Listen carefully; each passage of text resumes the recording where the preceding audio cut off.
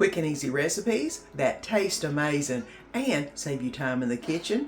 Yes, please. I'll take some. Hey friends, my name's Susan and welcome to my home. Today I've got you 4 quick and easy recipes your family's gonna love and you will love because they are so easy to make. So let me get this ponytail up and let's get to making some amazing quick and easy recipes. You know you're gonna love them and so will your family. And guys, tonight I'm gonna make something quick and simple from, I think it was TikTok. Some taquitas, salsa, Mexican cheese. And we're gonna put it in a baking dish for 400 degrees for about 12 minutes. And I'll show you how it's done.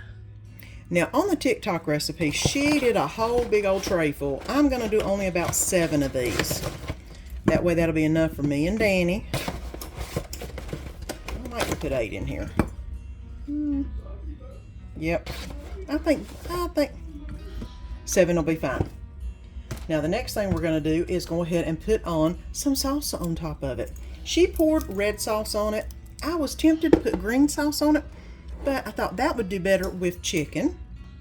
Now I've got the oven preheating to 400 degrees. I'm just going to pour the salsa on the top and get this pretty much spread out on top of these taquitas.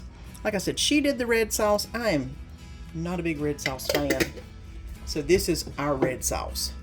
And I'm going to spread it out so it covers all. And top this with some cheese. This is a medium salsa. And I'm going to go ahead and put plenty of cheese on this because it's always good with the cheese pour. And now I've got all the cheese on there.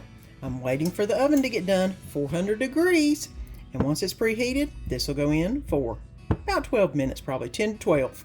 So I'll bring you back whenever I pull it out the oven. And I left it in there for 12 minutes and turned it on broil a little bit to get the top brown because you know this is already shredded cheese and it didn't melt as well as I'd like it.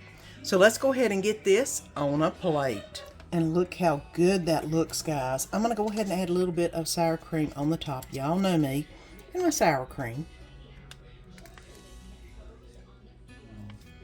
And there you go. Taquita salsa casserole. I guess that's what you'll call it. Doesn't matter what it is. It's good. And it's what's for supper tonight.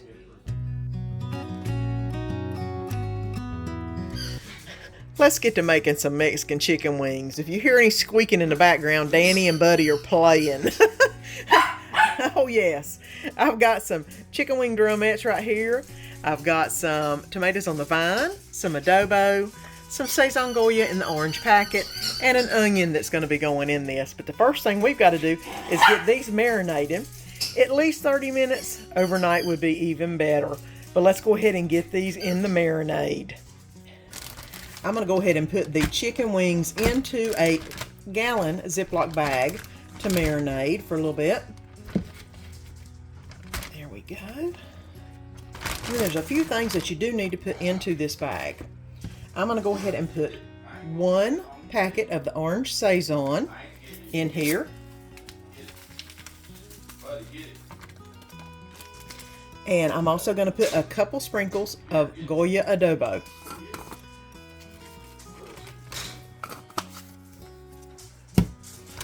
And let me go ahead and zip this up. And I'm going to go ahead and get all of this. I'm going to get all of this dispersed among the chicken wings. Just like this. Now this can set for about 30 minutes and marinate, or as long as you want it to marinate. Overnight's even better, because I've done that before and it's really, really good. Let's go ahead and get this marinated while I'll get the rest of the ingredients ready to go in the pan. Now we're going to make short work of this. I have 1 onion that I am basically going to mandolin into the pan real quick. And I put it on really fine, so as you can see, you can almost see through them. But this will help it cook down a little bit. Oh, and I meant to add a dab of olive oil into the bottom of it. Just a dab so that the onion doesn't stick. And I'm going to stir all of this together real quick. Next is the tomato. We're going to do it basically the same way. If you do not have a mandolin, that's fine. Just cut it really thin slice, small pieces, and these tomatoes won't take but a second. And I am doing them very thinly sliced. I don't know if you can see that. But let's get the tomatoes going. And I do kind of have a love-hate relationship with this mandolin. You have to be very careful with your fingers. That's why I have a finger guard. And then I basically cut it down so there's nothing left hardly, and that doesn't go in. Now, all of the tomatoes are in the pan. I have turned the heat down just a little bit. The next step is to cover this up and let this cook for about 10 or 15 minutes. Like I said, I'm letting the chicken marinate while I'm doing this. But that needs to cook down just a little bit, and then I'll bring you back. I've let this cook down just a few minutes. As you can see, it's basically turning almost to a liquid. And that's what happens. It does, and it's a wonderfully flavorful liquid at that. So I am going to add some adobo to the mixture. And I'm also going to add a packet of orange saison to this mixture. It just makes it so flavorful. I'm going to stir it in. Now the next thing we're going to do is add the chicken wings to this. And if y'all have ever seen me make this, which I make it occasionally, make it a lot more in the summertime, not the winter. For whatever reason, but we love it no matter when. The chicken wings and any juices that are in the Ziploc bag go in next. And I do get a little particular about how I lay my chicken in here, so let me get the chicken put into the pot. Now I have all of the chicken laid out. Like I told you, I'm kind of particular about how I laid out. And all the juice that was in the bag is now in this pan with the chicken. I'm going to cover this up, and it is on probably about a medium-low heat. And I'm probably going to put it on, let me go ahead, it's boiling real good now. So we just want to turn it down to about a 2 or a low. And I'm going to let this cook for about 5 to 10 minutes. And then I'm going to flip it for 5 to 10 minutes more. And 5 minutes in, I'm going to go ahead and turn the chicken wings. Woo, steaming you up, I believe. Look how orange they are. They look so good. And if you're enjoying this video, go ahead and subscribe. And don't forget to ring that bell so you don't miss any of the upcoming good food and fun. I basically do 5 minutes on one side, 5 minutes on the other, unless they're bigger pieces of chicken. Because you don't want them done, you don't have to have them to where they're falling off the bone, because these are gromettes. Now I'm going to go ahead and leave these on for another 5 minutes. And I have the air fryer heating up. You can guess what I'm going to do, but yeah, it makes it amazing. And now 5 minutes later, and it is time to get this out of the pan and put it into the air fryer. I've already preheated this 400 degrees. I'm going to fit as many as I can into the air fryer, hopefully all of them. And we're going to do these for maybe 5 minutes. It's not going to take long. They're already cooked. I'm just trying to crisp the skin up. That's all I'm doing in this one. So let me get these in and let me show you what I do with these wonderful juices in the pan. And I pour all of the pan drippings into the Ninja blender and blend it up, and then the chicken wings are ready to go. Let's get them plated up. And here's what the chicken wings look like without the pan sauce on top. And here is what they look like with them. They are so amazing. You've got to try them. And tonight we're going to be making some dump and bake chicken Parmesan casserole. What you need is, first of all, some chicken. And I have got the chicken tenders this time. I've got some garlic salt, or you can use garlic powder. Some Italian seasoning. Some traditional spaghetti sauce. I've got some penne pasta, surprise, a little Parmesan cheese, some panko for the top, and of course some mozzarella to put on top of it also. I believe I've got everything other than maybe some salt and pepper. So let's get to putting the ingredients into our casserole dish. And I'm only going to half in the recipe because y'all know it's just Danny and I. So let's get to putting this in the casserole dish. Well, I have one of the sous chefs in the kitchen with me tonight, Dolly. She can't hear, Lord love her, she's 20 years old. Oh, there she goes, hey Dada. So let's go ahead and get everything put in the casserole dish. The first thing I'm going to do is put 1.5 cups of the spaghetti sauce in the bottom of the dish. and 1.5 cups of water. Like I said, I'm only doing half of this, so that's why I'm halfing it up.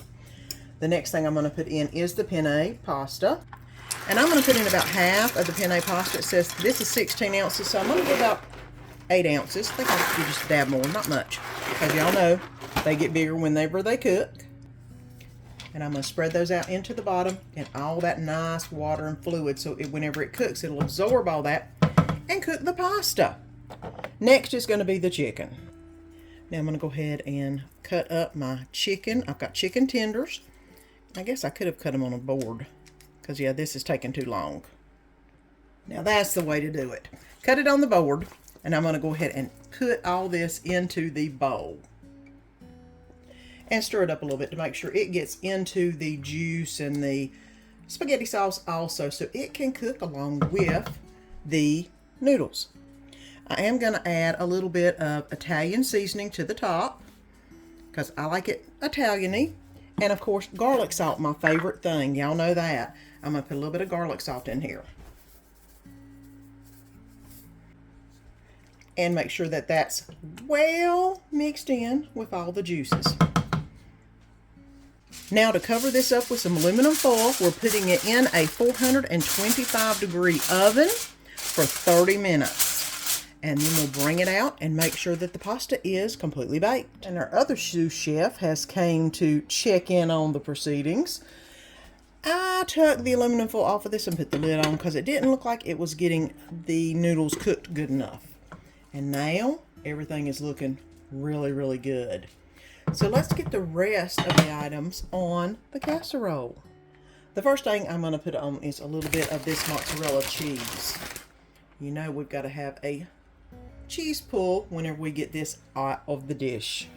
And I also added the Parmesan to the dish. And now it's time to put it back and melt this cheese. And after 5 minutes in to melt the cheese, this is what it looks like. I don't know if you can see it bubbling around the edges, but it is hot. It smells amazing. And it's time to eat. So let's get this on a plate. And here we go. We've got the chicken Parmesan pasta and some garlic toast. And it smells amazing. I'm sure it tastes amazing too. And it's what's for supper tonight. And let's go over the ingredients for the Low Country Bowl. I've got some steam and savor potatoes. I've got 24 ounces, which I'm not going to use that much, probably about half of this. I've got 1 lemon, 1 whole Vidalia onion. I've got some Polska kielbasa. I've got some corn on the cob, half a stick of butter, some Zatarain's, some Slap Your Mama, and some medium shrimp that is not peeled, but I believe it is deveined. So, and I'm going to put all the shrimp in there. Probably should only put half because I'm halving in the recipe, but I love shrimp. We'll eat it all. Won't be a problem with that. So let's go ahead and start making the Low Country Bowl and show you how simple and easy this can truly be. You get all of your ingredients prepped and ready to go, and it moves really quick. Now that the water's starting to boil, let's get going on adding everything. I'm going to go ahead and add my crab boil seasonings. And I'm also going to add an onion that's cut in quarters. And try not to burn myself, because it will splash. And a lemon that I've cut in half. It just gives extra good flavor to it. I'm going to wait to add my butter to a little bit further whenever I add the potatoes. I'm going to go ahead and let this cook with this mixture for about 5 minutes, and then I'm going to add the potatoes. Woo! Now we got this thing a rolling and a boiling. What I'm going to add next are the potatoes. They are small little potatoes. Usually whenever you make this, you do bigger potatoes and it takes a little longer. I'm not going to do that long on these. I think 5 minutes would be plenty on these little tiny potatoes. Make sure I got all of them. I do. Okay. Now that's going to cool it down for a minute. I'm going to go ahead and wait till it boils and then put it on a 5-minute timer, and then we'll come back and add the next item. Woo, and we're rolling and boiling. I'm going to go ahead and add in the kielbasa. Hopefully I've got enough water in here. Like I said, I'm hoping it's big enough. It's just about big enough. All right, I've added a little bit more water. I'm gonna go ahead and turn it back up to boil, because apparently the boiling is depleting some of the water. Now these polskas only need to cook for about 5 minutes and then they'll be ready. So like I said, it's quick, it's simple, it's add, and then you got a great meal. So let's get these going for 5 minutes, then we'll add some of the other ingredients. Now that everything is boiling, I'm gonna go ahead and add the half a stick of butter. Sometimes you add it before, sometimes you add it in the middle. I like to add it right before I put the corn in. Now the corn is frozen. It is not defrosted. So I know when I drop this in, it's going to reduce the temperature in the water. So I'm gonna need to do the corn for 10 minutes. So let's go ahead and drop them in. Like I said, it's gonna reduce the temperature. You're gonna see it go down and stop boiling. There we go. Now I'm gonna go ahead and let this come up to a boil. It should take about 10 minutes all total to let it come up to a boil and be boiling. Once it boils, it's not gonna take it long to get the corn, but it's got to come back up to a boil, which is pretty hot now. So I'm gonna give this about 10 minutes all total, and then it'll be time to add the shrimp. And I've let this boil for about 10 minutes. I'm gonna go ahead and add the shrimp in, and the shrimp are going to bring it down to temp a lot. But let me go ahead and get all these dispersed. It's only gonna take about 3 or 4 minutes and these shrimp are gonna be done. It ain't gonna take long. So I'm gonna watch the boil and watch the shrimp. Once they turn orange, it's time to pull them out. So we're in the final stages. It didn't take 30 minutes and we're about ready to eat. Go ahead and get all of everything out of the pot. I'm gonna leave the corn in for last and the potatoes in for last, because they are the hardest things to cook. But everything that's floating needs to come off. And then those will be the last things to go on the plate. And here we go, Low Country boil. It's what's for supper tonight. I told you those recipes were amazing and so easy. And if you haven't already, click that little button down below and subscribe so you don't miss any of the upcoming food and fun. Make sure you ring that bell. That way you know exactly whenever my videos go up. And don't forget to leave me a comment down below whenever you stop by. I want to see where everybody's from. So leave me a place, your hometown, your country, and where you're watching the video from. And until next time, see you then.